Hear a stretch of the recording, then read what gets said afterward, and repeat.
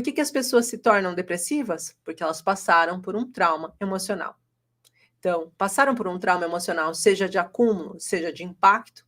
O que é um trauma emocional? Passei por uma emoção não calculada da minha parte, eu não estava preparado para aquilo, né? O nosso cérebro só guarda o positivo e o negativo. Passei por um evento negativo que eu não estava preparada e que ele aconteceu e eu não consegui resolver essa situação, mas eu passei por cima. Muitas vezes a gente passa por cima.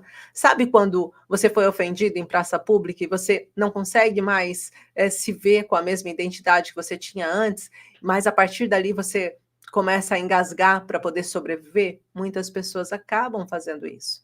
Acabam fazendo de conta que aquela dor não é tão forte e seguindo as suas vidas. Só que chega lá na frente, a conta fecha.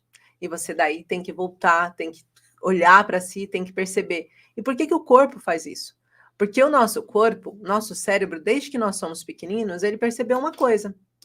Quando a minha ferida é física, eu paro para resolver. Quando a minha ferida é emocional, eu sigo o meu caminho e vou me tentando resolver da forma que dá. É verdade ou não é?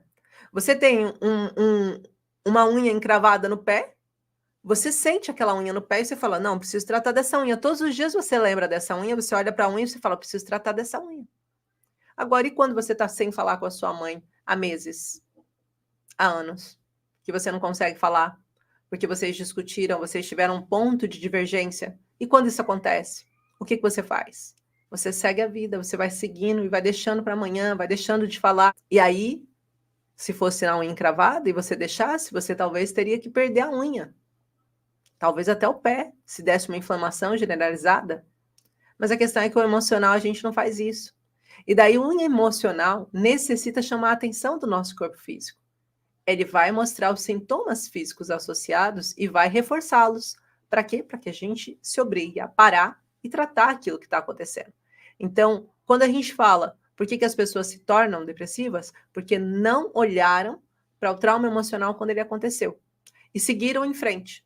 Trauma emocional de acúmulo, principalmente para as pessoas depressivas, e de impacto para as pessoas ansiosas. Vocês vão... Qual o tempo de tratamento da ansiedade e depressão? Depende. Depende de você, que vai estar efetivando isso, terapeuta, e depende também do paciente. Eu sei que se você conseguir fazer o protocolo direitinho, né? O Terapeutas Pro ele tem um protocolo. Se você conseguir fazer o protocolo direitinho de atendimento do paciente, no atendimento trifásico, antes, durante e depois do atendimento, se você fizer direitinho, mesmo para casos mais severos, de pessoas que estão há 15, 20 anos com depressão, você vai ter uma melhora no quadro brutal. Ou seja, depois de 3, 4 atendimentos, esse paciente já vai entender que ele está em um outro estado. As dores físicas vão se dissociar dele, ele vai estar com uma melhora de humor, ele vai estar voltando e retomando a vida dele. Depois ele só tem que seguir o protocolo de continuidade, tá? Então, isso depende muito de cada caso. Como se livrar da depressão e da ansiedade? Então, como que a gente se livra da depressão e da ansiedade? Olhando o ponto que realmente fez a gente adoecer. Se a gente continuar olhando aquilo que não acontece, a gente vai continuar tratando o topo do iceberg. A gente vai passar com o nosso Titanic, vamos pensar que o Titanic é a sua vida, né? A vida do seu paciente, aí tá lá o seu paciente, ó, achando que aquilo é só aquela dor de cabeça, que aquilo é só aquela insônia. A gente na ansiedade e depressão está acostumado a olhar para os sintomas. Não olha para os sintomas. Você precisa entender o que está por trás dos sintomas. É o que está por trás dos sintomas que fez o seu paciente adoecer, e não os sintomas. Então, para cada sintoma físico, né, a gente tem um protocolo, a gente sabe o que aconteceu emocionalmente com aquele paciente. A gente sabe quais são as questões que estão fazendo com que tire o sono daquele paciente. A gente sabe o que está acontecendo para ele estar com um problema no rim. O que fez com que ele tivesse dificuldade de engravidar, processo de infertilidade. O que fez com que ele tivesse alopecia, queda de cabelo. O que fez com que os dentes dele começassem a ter uma retração na gengiva, o que fez com que ele tivesse uma tendinite, uma artrose, uma psoríase, um lúpus. A gente começa a entender o que o paciente tem e por que o paciente teve isso e quais são as situações que ele está passando na vida dele. E isso é muito importante, tá bom? Então, continuando aqui para vocês tratar qual a melhor forma de fazer, bem, eu vou defender o que a gente tem feito e que tem trazido resultado. A biomicroRests, ela vai fazer com que você tenha mais resultados na ansiedade e depressão, porque a gente vai conseguir atuar direto na origem, mesmo que o paciente não saiba o que está acontecendo, seja a nível consciente ou subconsciente. Essa é a parte melhor que tem, porque eu não preciso fazer com que meu paciente reviva a dor do conflito e também não preciso que ele lembre sequer do que aconteceu. Muitas vezes eu estou fazendo um atendimento e o paciente não lembra.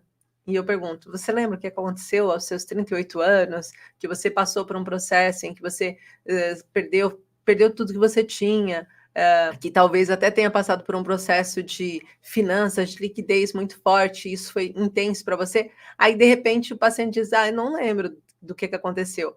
Aí, passado 2 dias, o paciente vai lá e manda uma mensagem dizendo para mim: nossa, Gi, lembrei, de fato eu passei por isso. Né? Ainda há pouco tempo atrás eu atendi uma paciente minha, que é jornalista, e ela estava falando que aos 4 mesinhos de idade dela, a gente identificou que aos 4 meses gestacionais dela, ela teve um conflito.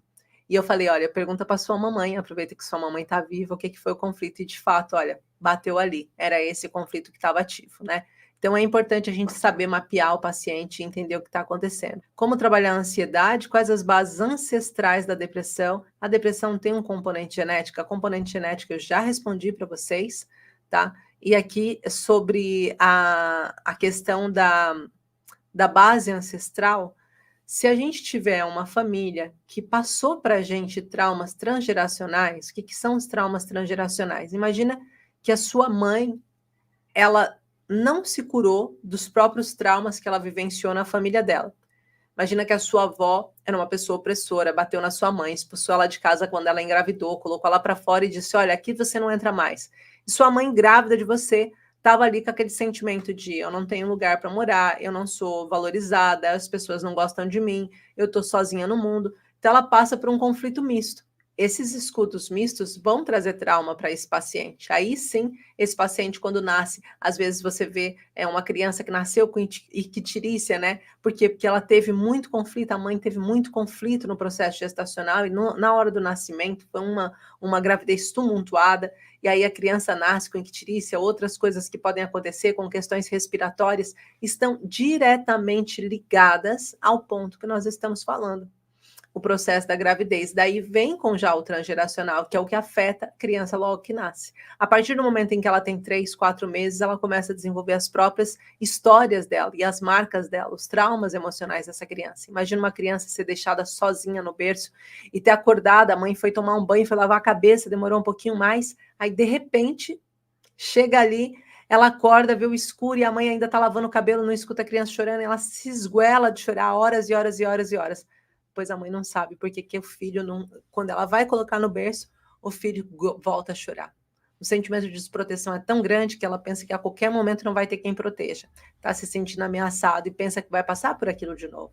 Então é importante a gente conseguir compreender isso, tá?